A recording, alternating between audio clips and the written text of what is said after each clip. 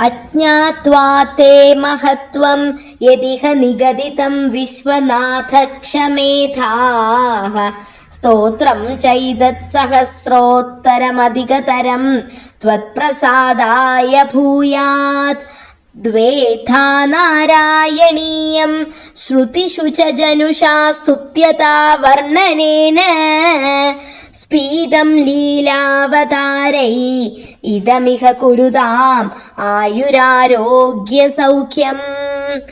விச்சநாதனே, உமது பிரபாவத்தை முழுவதுமாக அறியாமல் இங்கு நான் என்ன வர்ணிப்பேனோ அதை பொறுத்தருள வேண்டும்.